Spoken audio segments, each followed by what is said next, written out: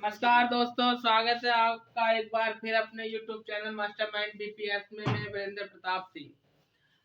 जैसे कि आपको ज्ञात है कि उत्तर प्रदेश में कल हमने बात करी थी उत्तर प्रदेश के प्रशासनिक तंत्र के बारे में, और हमने बहुत अच्छी तरीके से चीजों को जाना था कि किस तरह से उत्तर प्रदेश के मंडलों के बारे में, मंडल व्यवस्था के बारे में, और उत्तर प्रदेश का राजनीतिक तंत्र के बारे में कि पहला मुख्यमंत्री कौन था, वर्तमान का मुख्यमंत्री कौन है, पहला राज्यपाल कौन था, वर्तमान का राज्यपाल कौन है। ये सारी बातें हमने कल कर ली थी। आज जो हम चर्चा करने वाले हैं वहां से, यानी कल जहां पर क्लास हमने खत्म की थी वहां से आगे हम चर्चा करने वाले हैं।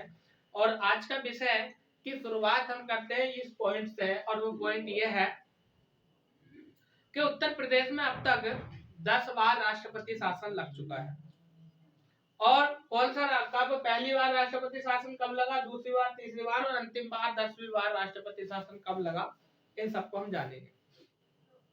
यदि हम बात करें राष्ट्रपति शासन की तो ये कब लगता है। देश का संवैधानिक प्रधान होता है राष्ट्रपति, और वैसे ही जैसे देश में यानी केंद्र में राष्ट्रपति होता है, राज्य में होता है राज्यपाल।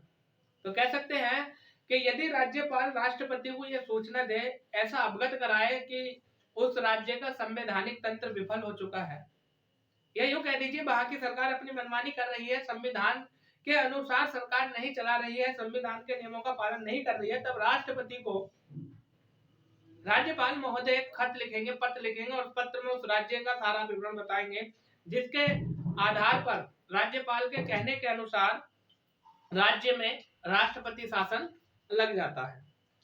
तो खैर ये पॉलिटिकल विषय है, लेकिन हम यहाँ पर बात कर रहे हैं कि अब तक हमारे उत्तर प्रदेश में 10 बार राष्ट्रपति शासन लग चुका है, जो कि देश में सर्वाधिक बार राष्ट्रपति शासन लगने की बात है। ये नहीं जाए तो चलिए बात करते हैं पहली बार राष्ट्रपति शासन कब लगा। तो जैसे कि आप यहाँ पर देख रहे होंगे कि देश में अब तक 10 बार राष्ट्रपति शासन लगा है। राज्य में अपने उत्तर प्रदेश में अब तक, यूपी में 10 बार, और ये सर्वाधिक है, राष्ट्रपति शासन लगा है। पहली बार राष्ट्रपति शासन कब लगा? पहली बार राष्ट्रपति शासन लगा था 25 फरवरी 1968 से 25 फरवरी 1969 के बीच लगा था। और यदि हम बात करें इस समय जो उत्तर प्रदेश के मुख्यमंत्री थे, चीफ मिनिस्टर, सीएम लिखा हूं मैं यहाँ पर, उनका नाम था चौधरी चरण सिंह। तो पहला प्रश्न तो यही बनता है कि उत्तर प्रदेश में पहली बार राष्ट्रपति शासन कब लगा था और किसके समय में लगा था। तो समय की यदि हम बात करें तो उस समय उत्तर प्रदेश के मुख्यमंत्री चौधरी चरण सिंह थे, जो कि किसान नेता के रूप में भी जाने जाते हैं। और ये चौधरी चरण सिंह उत्तर प्रदेश के वह मुख्यमंत्री हैं जो भारत के प्रधानमंत्री भी रह चुके हैं। तो आपने याद रखना है 1968 में लगा था और 1969 तक लगा था। यदि हम बात करें इसकी तो कुल मिलाकर लगभग 1 वर्ष के समथिंग लगा था, ठीक है। दूसरी बार लगा था 1 अक्टूबर 1970 से 18 अक्टूबर 1970 तक, यानी कुल 18 दिन लगा था। और यदि हम बात करें तो सबसे कम समय के लिए उत्तर प्रदेश में जो राष्ट्रपति शासन लगा था वो दूसरी बार का लगा था। यहाँ पर आप देख पा रहे होंगे कि मात्र 18 दिन के लिए लगा था, 1970 से 1970, ठीक है। फिर आगे हम बात कर रहे हैं कि तीसरी बार राष्ट्रपति शासन 13 जून 1973 से 8 नवंबर 1973, 4 माह 25 दिन के लिए।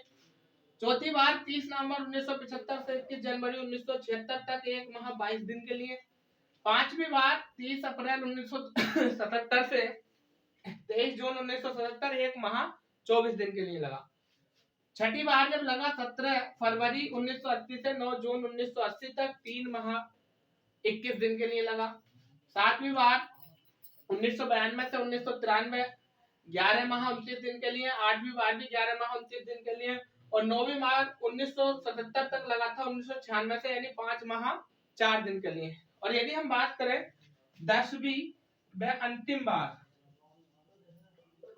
तो 10वीं व अंतिम बार जो राष्ट्रपति शासन लगा था उत्तर प्रदेश में वो सन 2002 में लगा था, यानी 8 मार्च 2002 से 2002 में कुल मिलाकर के हम कह सकते हैं 25 दिन लगा था। और इस समय जो उत्तर प्रदेश के मुख्यमंत्री थे उनका नाम था राजनाथ सिंह।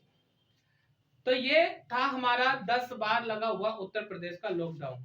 अब हम जानते हैं अगली चीजों को कि आगे किस टॉपिक पर हम चर्चा करने वाले हैं। तो एक बार आप इसका स्क्रीनशॉट ले लीजिए, इसके बाद चलते हैं हम आगे।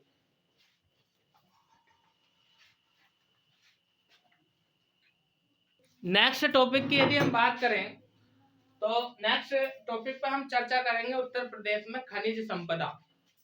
उत्तर प्रदेश में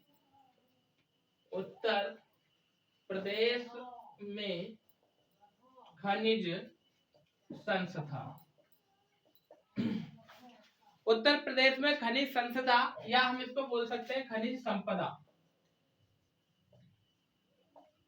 देखिए खनिज की यदि हम बात करें तो भारत के लगभग सभी राज्यों में, 2-4 राज्यों को छोड़कर लगभग सभी राज्यों में भारत में खनिज पाए जाते हैं। और खनिज की यदि हम बात करें तो जैसे आपका कोयला हो गया, चूना पत्थर हो गया, बॉक्साइट हो गया, एल्यूमिनियम हो गया, अयस्क हो गया या थोरियम हो गया, तो ये सब जो है खनिज के अंतर्गत आते हैं। उत्तर प्रदेश की यदि हम बात करें तो सबसे पहले उत्तर प्रदेश राज्य का खनिज निगम की स्थापना की गई थी और ये की गई थी 1974 में। तो पहला प्रश्न तो यही बनेगा कि उत्तर प्रदेश में खनिज निगम की स्थापना कब की गई थी? 1974 में। तो इसी को लिख लेते हैं हम। उत्तर प्रदेश राज्य का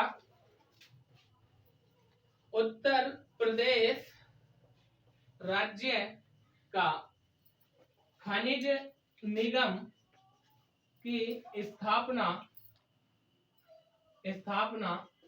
जो की गई थी 1974 में की गई थी। 1974 में यदि हम बात करें तो प्रदेश में खनिज का पता लगाने के लिए व इसकी संपदा को विकसित करने के लिए 1975 में एक और स्थापना कर दी गई थी भूतत्व एवं खनिज निदेशालय की। ठीक है, तो हम लिख रहे हैं 1975 में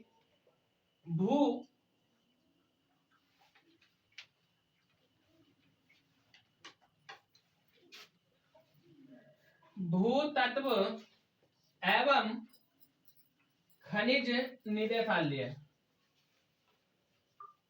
ठीक है, 1975 में भूतत्व एवं खनिज निदेशालय की स्थापना की गई थी। और ये स्थापना जो की गई थी इसलिए की गई थी ताकि उत्तर प्रदेश के क्षेत्रों में ये पता लगाया जा सके कि वह कौन से स्थान है जहां पर खनिज पाए जाते हैं, और उन खनिजों को विकसित करने के लिए या विकास की ओर लाने के लिए जो स्थापना की गई थी वह की गई थी भूतत्व एवं खनिज निदेशालय। तो यहां से हम लिख सकते हैं कि प्रदेश में खनिज संपदा की खोज के लिए, प्रदेश में खनिज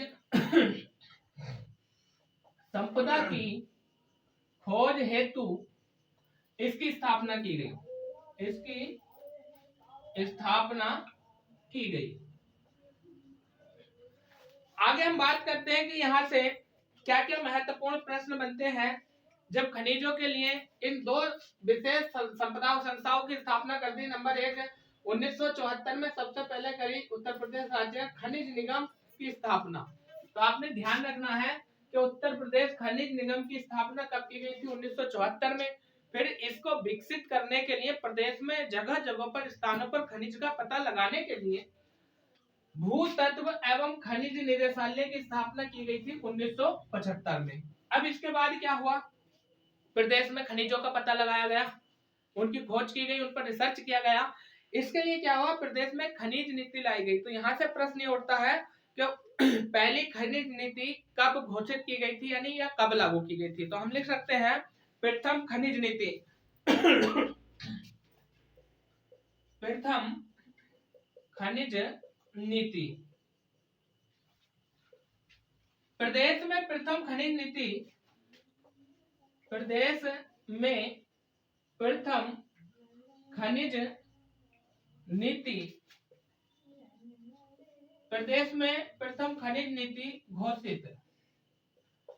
तो घोषित करने की यदि हम इसकी डेट की बात करें तो 1998 में घोषित की गई थी। 1998 में, 1998।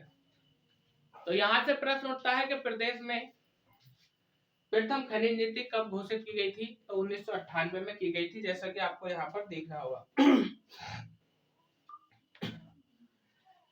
जब ये नीति घोषित कर दी, तो इस नीति को घोषित करने के बाद क्या हुआ कि प्रदेश में खनिज विकास के लिए जो है कार्यक्रम किए गए, और प्रदेश में खनिज विकास के लिए जब कार्यक्रम किए गए, तो प्रारंभ में प्रदेश के 12 जिलों से खनिज प्राप्त किया गया। और यदि हम बात करें यहाँ से, तो प्रश्न ये भी आता है कि प्रारंभ में उत्तर प्रदेश के किन जिलों से खनिज प्राप्त किए गए। तो चलिए उनके नाम लिख लेते हैं फटाफट यहाँ पर। पहले तो हम यही लिख लेते हैं कि इसके तहत खनिज विकास एवं उद्योग का,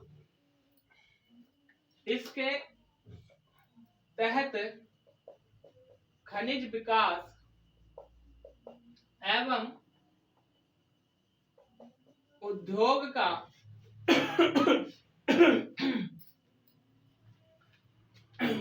का दर्जा दिया गया, तथा पहली बार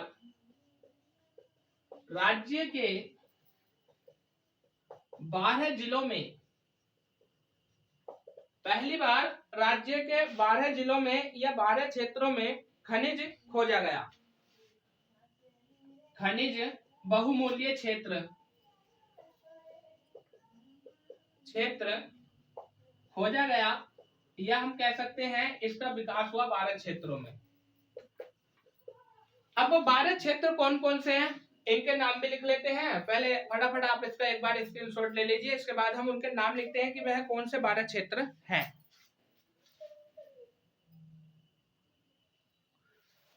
तो इनके नाम मिलते हैं हमें प्रयागराज,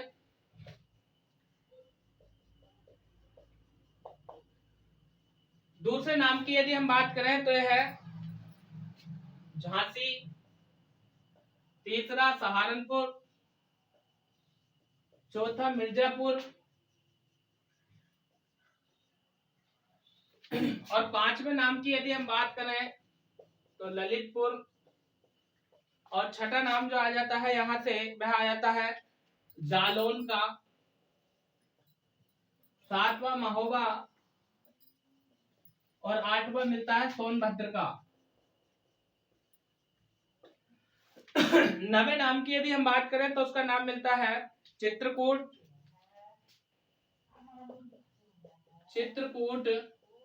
10वां है चंदौली, और 11वां है बांदा, और 12वें नाम की यदि हम बात करें तो वह नाम मिलता है देखने के लिए हमें हमीरपुर।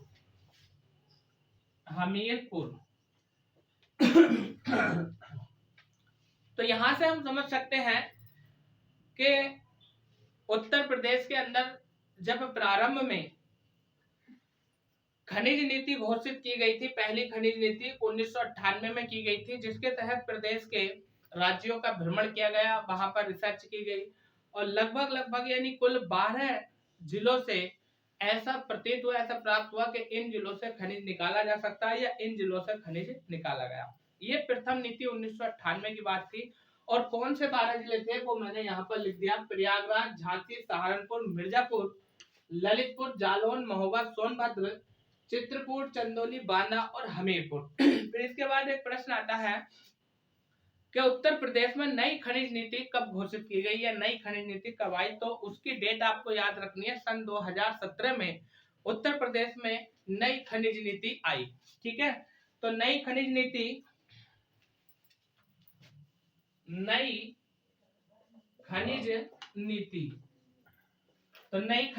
2017, या हम कह सकते हैं कि 2017 की नई खनिज नीति को लागू कब किया गया। तो इसको लागू किया गया 2017 में ही, इसको लागू कर दिया गया। अगला फैक्ट यहां से ये बनता है कि हम अब बात करेंगे कि उत्तर प्रदेश के कौन कौन से प्रमुख खनिज हैं, और वह खनिज उत्तर प्रदेश के किस स्थान से प्राप्त होते हैं। यहां से सीधे शब्दों में आपसे पूछेगा, किसी एक खनिज का नाम दे देगा और पूछेगा कि बताइए यह खनिज उत्तर प्रदेश के किस जिले से, किस स्थान से प्राप्त किया जाता है। तो चलिए हम बात करते हैं उत्तर प्रदेश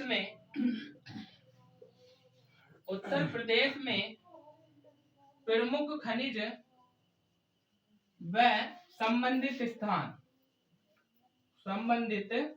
स्थान यानी कौन सा खनिज उत्तर प्रदेश के किस स्थान से प्राप्त होता है, यह किया जाता है। सबसे पहले हम बात कर लेते हैं कोयले की। यहां पर लिख देता हूं मैं कोयला।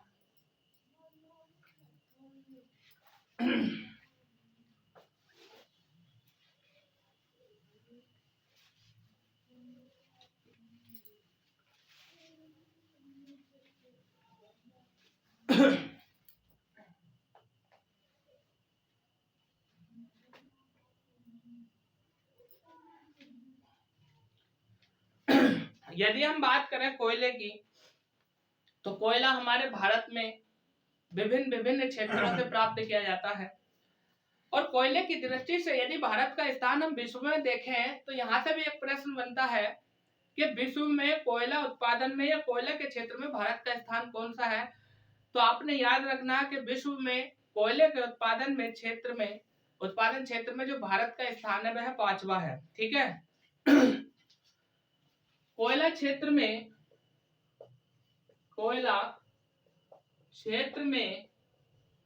विश्व में भारत का स्थान जो है वो कौन सा है, 5वां है। ठीक। फिर यदि हम बात करें तो प्रश्न ये भी बनता है कि भारत में सबसे ज्यादा कोयला किस राज्य में पाया जाता है। तो पहले उड़ीसा था, वर्तमान में छत्तीसगढ़ से भारत में सर्वाधिक मात्रा में कोयला प्राप्त किया जाता है। तो भारत में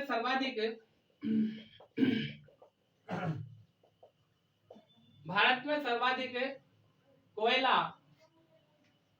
जो प्राप्त किया जाता है वो छत्तीसगढ़ से प्राप्त किया जाता है। लेकिन हम यहाँ पर बात कर रहे हैं उत्तर प्रदेश की, कि उत्तर प्रदेश में कोयला किस स्थान से प्राप्त किया जाता है। तो उसके लिए विशेष जिले का नाम आ जाता है जिसका नाम है सोनभद्र। और सोनभद्र की भी यदि हम बात करें तो वहां पर एक क्षेत्र पड़ता है सिंगरौली। तो सोनभद्र के सिंगरौली से उत्तर प्रदेश में कोयला प्राप्त किया जाता है। उत्तर प्रदेश के सोनभद्र जिले से कोयला प्राप्त किया जाता है। और यदि हम बात करें सोनभद्र की तो यहाँ पर एक क्षेत्र पड़ता है जिसका नाम है सिंगरौली। तो वेरी मोस्ट इंपोर्टेंट क्वेश्चन, हम बात कर रहे हैं खनिज क्षेत्र की या खनिज संसाधनों की। तो उत्तर प्रदेश में जो कोयले के भंडार प्राप्त होते हैं वो सोनभद्र जिले से प्राप्त होते हैं। और सोनभद्र जिले में जो स्थान पड़ता है उसका नाम है सिंगरौली। तो यहाँ से कोयला प्राप्त किया जाता है। यदि हम बात करें तो प्रश्न ये भी आता है कि उत्तर प्रदेश में कोयले के क्षेत्र में प्रथम स्थान किसका है। तो सोनभद्र का। तो सोनभद्र के लिए हम लिख सकते हैं उत्तर प्रदेश में प्रथम स्थान किसका है, सोनभद्र का है। प्रथम स्थान सोनभद्र का है। फिर प्रश्न आएगा कि उत्तर प्रदेश के सोनभद्र के सिंगरौली से जो कोयला प्राप्त होता है उसका उपयोग मुख्यतः किसके लिए किया जाता है।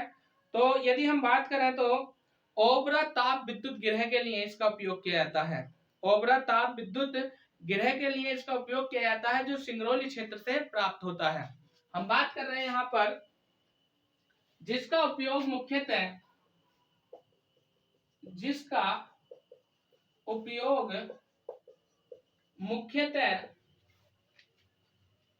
ओबरा ताप विद्युत गृह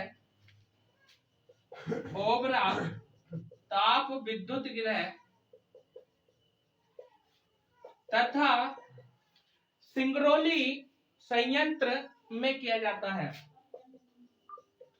सिंगरौली संयंत्र किया जाता है।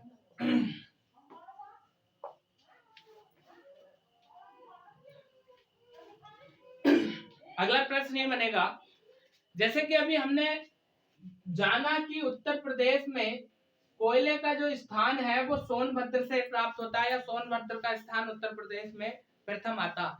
फिर प्रश्न ये आएगा कि भारत में सर्वाधिक मात्रा में जो कोयला क्षेत्र भंडार पाए जाते हैं वो छत्तीसगढ़ राज्य में पाए जाते हैं, उड़ीसा राज्य में भी पाए जाते हैं। फिर प्रश्न यहाँ से ये भी पूछ सकता है कि कोयले के क्षेत्र में उत्तर प्रदेश का स्थान हमारे भारत देश में कौन सा है। तो कोयला क्षेत्र में उत्तर प्रदेश का स्थान जो है वो भारत की दृष्टि से 8वां है। तो हम लिख सकते हैं इस प्रश्न को भी कि कोयले के भंडार की दृष्टि से, कोयले के भंडार की दृष्टि से उत्तर प्रदेश का स्थान 8वां है। और ये किसमें है? हमारे देश भारत में। यानी भारत में उत्तर प्रदेश का स्थान 8वां है कोयला उत्पादक क्षेत्र में। अब हम बात करते हैं अगले खनिज की, और अगले खनिज का नाम है हमारा चूना पत्थर। तो आप एक बार इसका स्क्रीनशॉट ले लीजिए, इसके बाद हम बात करते हैं आगे। अगले खनिज की यदि हम बात करें तो अगले खनिज का नाम है हमारा चूना पत्थर। और चूना पत्थर की यदि हम बात करें तो उत्तर प्रदेश के 2 जिलों से प्राप्त किया जाता है, जिसमें एक नाम मिलता है मिर्जापुर और दूसरा नाम मिलता है सोनभद्र। तो हम बात कर रहे हैं उपलब्ध स्थान या जिला कह सकते हैं हम मिर्जापुर, और दूसरा नाम आता है सोनभद्र का। ठीक, अब यहां से जो है मिर्जापुर के स्थान पूछ लेता है। मिर्जापुर की यदि हम बात करें तो गुरुमा और कनाच, मिर्जापुर के गुरुमा तथा कनाच क्षेत्र से हमें चूना पत्थर प्राप्त होता है। तो ये 2 स्थान महत्वपूर्ण है जो मिर्जापुर के अंतर्गत आते हैं। इनके बारे में पूछ लेता है कि उत्तर प्रदेश के मिर्जापुर से जो चूना पत्थर प्राप्त किया जाता है वह कहां से प्राप्त किया जाता है। और यहां से एक और नाम पूछ लेता है बाबूहरी। बाबूहरी ये क्षेत्र जो पड़ता है ये कहां पड़ता है? उत्तर प्रदेश के मिर्जापुर में पड़ता है, और यहां से चूना पत्थर प्राप्त किया जाता है। यदि हम बात करें दूसरा कि सोनभद्र जिले में कौन कौन से वह क्षेत्र है जहां से चूना पत्थर प्राप्त किया जाता है, तो यहां से सोनभद्र का नाम आता है कजराहट क्षेत्र। कजराहट क्षेत्र, कजराहट क्षेत्र की यदि हम बात करें तो यहाँ से उच्च श्रेणी का चूना पत्थर पाया जाता है। तो यहाँ से प्रश्न बनेगा कि उत्तर प्रदेश के किस स्थान से उच्च श्रेणी का चूना पत्थर पाया जाता है, तो वह सोनभद्र का कजराहट क्षेत्र है। दूसरा मिर्जापुर, और मिर्जापुर में कहां पर? गुरुमा, कनाच और बाबूहरी नामक स्थानों से चूना पत्थर पाया जाता है। अगले खनिज की यदि हम बात करें तो उसका नाम मिलता है बॉक्साइट। बॉक्साइट तो बॉक्साइट से हमारा पहला प्रश्न यही बनेगा कि ये उत्तर प्रदेश के किस स्थान से पाया जाता है। तो 2 जिलों के नाम आपको याद रखने हैं यहाँ पर, एक हो गया बांदा और दूसरा यहाँ पर मिलेगा आपको चंदौली। बांदा और चंदौली से बॉक्साइट पाया जाता है। बॉक्साइट की यदि हम बात करें तो ये एल्युमिनियम का अयस्क है, यानी इससे एल्युमिनियम प्राप्त होता है। तो हम इस बात को भी यहाँ पर लिख सकते हैं कि यह एल्युमिनियम का अयस्क है। यह एल्युमिनियम का अयस्क है जिससे एल्युमिनियम प्राप्त होता है, जिससे Al का मतलब एल्युमिनियम प्राप्त होता है। ठीक है, फिर आगे यदि हम बात करें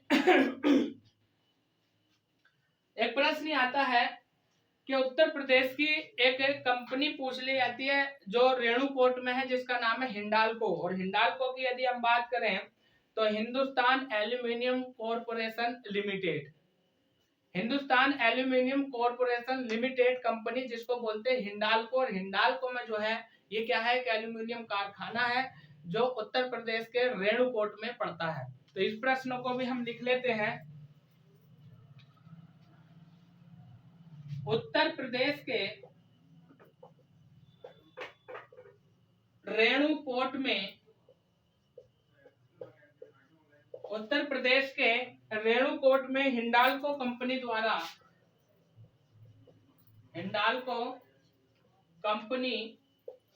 द्वारा प्राप्त किया जाता है।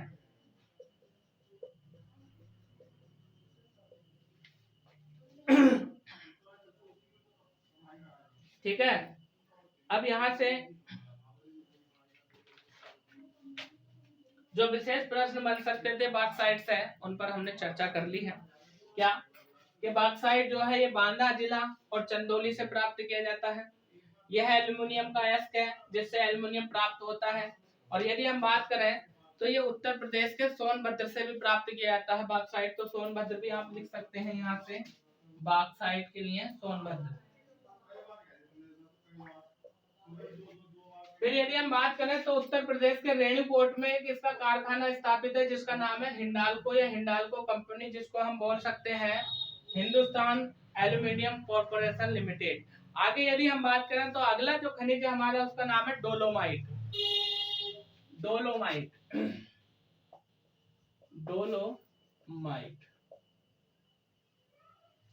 डोलोमाइट के संदर्भ में पहला प्रश्न तो यही बनेगा कि ये भारत उत्तर प्रदेश के किन जिलों से प्राप्त होता है।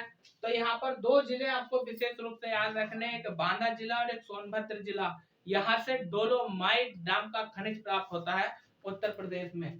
तो मैं दोनों के नाम यहाँ पर लिख देता हूँ, बांदा और सोनभद्र, बांदा सोनभद्र। ठीक है, ये विशेष प्रश्न यहाँ से जो बनेगा जिलों को लेकर ही पूछेगा। और यदि हम बात करें तो एक प्रश्न यहाँ पर ये आता है कि उत्तर प्रदेश में उच्च श्रेणी का डोलोमाइट कहाँ से प्राप्त किया जाता है।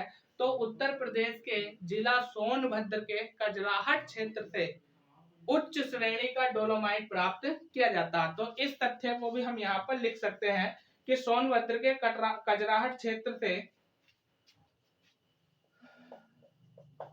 सोनभद्र के कजराहट क्षेत्र से उच्च श्रेणी का डोलोमाइट प्राप्त होता है। डोलोमाइट प्राप्त होता है। अब यदि हम बात करें तो एक प्रश्न आया था कि साहब डोलोमाइट का निर्माण या डोलोमाइट का प्रयोग किसके लिए किया जाता है। तो देखिए, सीमेंट बनाने के लिए और तेजाब बनाने के लिए जो प्रयोग किया जाता है उस खनिज का नाम है डोलोमाइट। यदि हम बात करें तो अगले खनिज की ओर चलते हैं जिसका नाम है कांच, या हम कह सकते हैं कांच बालू या सिलिका। तो आप एक बार इसका स्क्रीनशॉट ले लीजिए, इसके बाद चलते हैं हम आगे। अगला खनिज है हमारा कांच बालू या जिसे सिलिका सैंड बोलते हैं। कांच बालू या सिलिका सैंड। तो पहला प्रश्न तो यही बनता है कि कांच बालू या सिलिका सैंड में उत्तर प्रदेश का दूसरा स्थान आता है हमारे भारत में। ठीक है ना, तो लिखेंगे हम इस क्षेत्र में यूपी का दूसरा स्थान है। फिर अगला प्रश्न यहां से यह बनेगा कि उत्तर प्रदेश में किस स्थान से प्राप्त किया जाता है। तो स्थान का नाम मिलता है शंकरगढ़। और शंकरगढ़ की यदि हम बात करें तो उत्तर प्रदेश के इलाहाबाद जिले यानी जिसे अब हम प्रयागराज बोलते हैं, वहां से प्राप्त किया जाता है। तो हम लिख सकते हैं स्थान प्रयागराज के शंकरगढ़ क्षेत्र से। तो मैं समझ सकता हूं कि इतना ही महत्वपूर्ण है, ये ही ज्यादा पूछा जाता है कि कहां से प्राप्त किया जाता है। कांच बालू उत्तर प्रदेश के प्रयागराज के शंकरगढ़ क्षेत्र से। यदि हम बात करें तो एक और विशेष स्थान मिल जाता है उत्तर प्रदेश में, चकिया, जो चंदौली जिले में पड़ता है, जहां से कांच बालू या सिलिका सैंड प्राप्त किया जाता है। तो दूसरा स्थान लिख दो भाई, दूसरा स्थान चंदौली का चकिया यानी चकिया। और चकिया कहाँ पड़ता है? चंदौली में। चकिया उत्तर प्रदेश के चंदौली में पड़ता है। यदि अगले खनिज की यदि हम बात करें तो उसका नाम है चाइना क्ले। दूसरा जो भी नंबर चल रहा हो आपका, चाइना किले। चाइना किले, चाइना किले की यदि हम बात करें तो यहाँ से महत्वपूर्ण प्रश्न ये बन जाता है कि यह उत्तर प्रदेश में कहां से प्राप्त किया जाता है। तो विशेष रूप से सोनभद्र से चाइना किले प्राप्त किया जाता है। और दूसरे स्थान की यदि हम बात करें तो बांदा के कुछ क्षेत्रों से भी चाइना किले प्राप्त किया जाता है। तो स्थान हम लिख देंगे सोनभद्र, और दूसरे स्थान मिलता है बांदा में। बांदा से प्राप्त किया जाता है चाइना किले। अब चाइना किले की यदि हम बात करें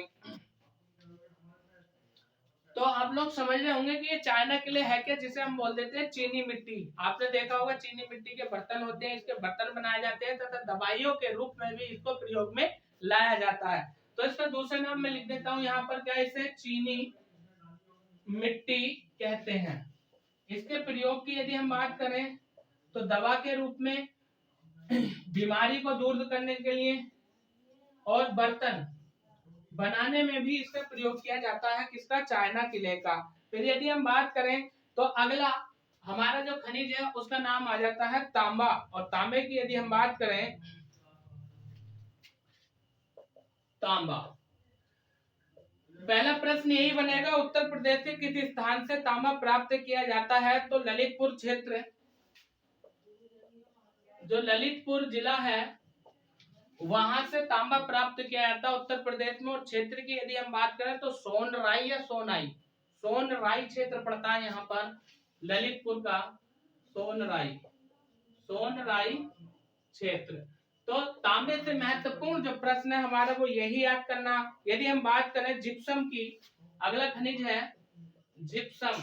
तो जिप्सम जो प्राप्त किया जाता है वह झांसी और हमीरपुर से प्राप्त किया जाता है, यानी झांसी और दूसरा स्थान है हमीरपुर, यहाँ से जिप्सम प्राप्त किया जाता है। यदि हम बात करें तो एक मिलता है यूरेनियम, यूरेनियम। तो यूरेनियम के क्षेत्र में भी ये प्रश्न बनेगा कि यह उत्तर प्रदेश के कहां से पाया जाता है। तो ललितपुर, ललितपुर से। और यहाँ पर इसके जो है वो सीमित भंडार है, सीमित भंडार है। तो आपसे यहाँ से प्रश्न पूछ सकता है कि उत्तर प्रदेश में तांबा कहाँ से प्राप्त होता है? ललितपुर से। और कौन सा क्षेत्र? सोनराई क्षेत्र। जिप्सम कहाँ से प्राप्त होता है? झांसी और हमीरपुर से। और यूरेनियम कहाँ से प्राप्त होता है? ललितपुर से। और ललितपुर में इसके यूरेनियम के सीमित भंडार प्राप्त हुए हैं या मिले गए हैं। फिर यदि हम बात करें तो एक प्रश्न आया था सोने को लेकर के। तो सोने के बारे में जान लेते हैं कि उत्तर प्रदेश में सोना कहां से प्राप्त होता है। चलिए, तो हेडिंग के रूप में डाल दीजिए सोना।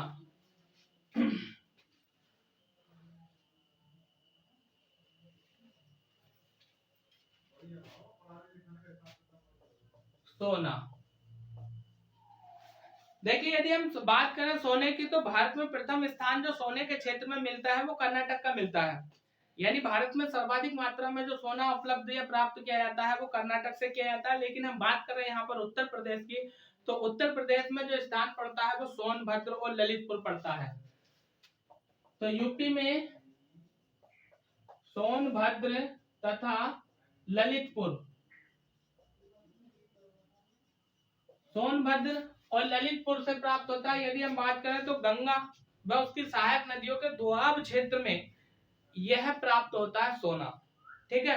और यदि हम बात करें स्वर्ण नदी की, तो स्वर्ण नदी का नाम स्वर्ण नदी इसीलिए पड़ा क्योंकि उसके दोआब क्षेत्र में क्या पाया गया? सोने के कंकड़ पाए गए या सुनहरी चमचम रेत होने के कारण उस नदी का नाम पड़ा सोन नदी या स्वर्ण रेखा नदी। स्वर्ण नदी दूसरी है, उसका नाम भी ऐसे पड़ा था, और स्वर्ण रेखा नदी दूसरी है, उसका नाम भी इसीलिए पड़ा था कि स्वर्ण के भंडार या स्वर्ण के कण पाए गए, इसलिए उसका स्वर्ण रेखा नदी नाम पड़ा। हम बात कर रहे हैं उत्तर प्रदेश की, तो उत्तर प्रदेश के सोनभद्र और ललितपुर से जो हमें प्राप्त होता है वह सोना प्राप्त होता है। सोने की यदि हम बात करें तो शारदा एवं रामगंगा नदी क्षेत्र में, और कहीं कहीं पर रामगंगा के स्थान पर केवल गंगा नदी भी आपको लिखा हुआ मिल सकता है, तो आपने कंफ्यूज नहीं होना है। अब यदि हम बात करें कि सोने का उपयोग किस चीज में लाया जाता है, तो उपयोग के संदर्भ में आप समझ सकते हैं कि सोने से आभूषण बनाए जाते हैं, यानी जैसे महिलाएं भी पहनती हैं, नाक का, कान का, और जैसे मैंने भी यहाँ पर रिंग पहन रखी है ना, तो इस तरह से यानी आभूषण के उपयोग में लाया जाता है सोना। फिर यदि हम बात करें तो नई खोजों के अनुसार पता चला है कि ललितपुर का एक क्षेत्र है जिसका नाम है भीकमपुर, यहाँ से भी स्वर्ण भंडार मिले हैं। तो लिखेंगे भीकमपुर, और भीकमपुर कहाँ पड़ता है? ललितपुर में। यहाँ से नए भंडार मिले हैं, नए भंडार मिले हैं किसके? सोने के नए भंडार मिले हैं। ठीक है, और यदि हम बात करें यहाँ पर तो एक क्षेत्र और आ जाता है सोनभद्र का जिसका नाम है हरदी क्षेत्र। हरदी क्षेत्र, और यह हरदी क्षेत्र कहाँ पड़ता है? सोनभद्र में। अगले खनिज की ओर बात करते हैं हम। अगले खनिज का नाम है हमारा हीरा। हीरा उत्तर प्रदेश के बांदा जिले से हीरा प्राप्त होता है। बांदा के स्थान पर कभी कभी नाम आया था मिर्जापुर का। तो आपने ध्यान रखना है कि हीरा जो है बांदा और मिर्जापुर से प्राप्त होता उत्तर प्रदेश में। अगले खनिज की यदि हम बात करें तो उसका नाम है संगमरमर। संगमरमर, तो प्रश्न आएगा संगमरमर उत्तर प्रदेश में कहां से प्राप्त किया जाता है? और संगमरमर की यदि हम बात करें तो ये एक धातु पत्थर होता है, जैसे ताजमहल की हम बात करते हैं संगमरमर के पत्थर से बना है, तो ये काफी महंगा पत्थर होता है। तो हम बात कर रहे हैं संगमरमर की, संगमरमर उत्तर प्रदेश में कहां से प्राप्त होता है? तो सोनभद्र और मिर्जापुर से प्राप्त होता है। तो सोनभद्र मिर्जापुर, उत्तर प्रदेश के सोनभद्र और मिर्जापुर से सोना प्राप्त होता है। यदि हम संगमरमर यदि हम बात करें तो यह एक इमारती पत्थर है, यानी इमारतों के निर्माण में इसका प्रयोग किया जाता है। यह एक कीमती व इमारती पत्थर है। कीमती व इमारती पत्थर है। ठीक है, आगे हम बात करते हैं एस्बेस्टस पूछा जाता है एक खनिज, इसका नाम भी मैं यहाँ पर लिख देता हूँ एस्बेस्टस। तो इसके संदर्भ में आपने बस इतना याद रखना है कि मिर्जापुर और झांसी से प्राप्त होता है। मिर्जापुर और झांसी। अब आप सोच रहे होंगे कि एस्बेस्टस क्या है, इसका प्रयोग किसके लिए किया जाता है? तो देखिए सीमेंट के बनाने के लिए या विद्युत के उपकरण बनाने के लिए जो प्रयोग किया जाता है उसी को हम बोलते हैं एस्बेस्टस। ठीक है, विद्युत उपकरण सीमेंट बनाने में सीमेंट बनाने में इसका प्रयोग किया जाता है। ठीक है, तो दोस्तों ये तो था हमारा खनिजों को लेकर के आज का वीडियो। कल हम बात करेंगे उत्तर प्रदेश के संदर्भ में अगले यानी भूभाग की। आज के लिए इतना ही। यदि ये वीडियो आपको पसंद आया हो तो इसे लाइक करें, अपने दोस्तों में शेयर करें, और यदि अभी तक आपने हमारे चैनल को सब्सक्राइब नहीं किया हो तो प्लीज एक बार सब्सक्राइब करें और साथ में बेल आइकन का बटन भी दबाएं, जिससे कि हमारी आने वाली अगली वीडियो का नोटिफिकेशन सबसे पहले आपको प्राप्त हो सके। तो चलिए बने रहिए हमारे साथ, कल फिर मुलाकात होती है। तब तक के लिए शानदार, जबरदस्त, जिंदाबाद। Thank you.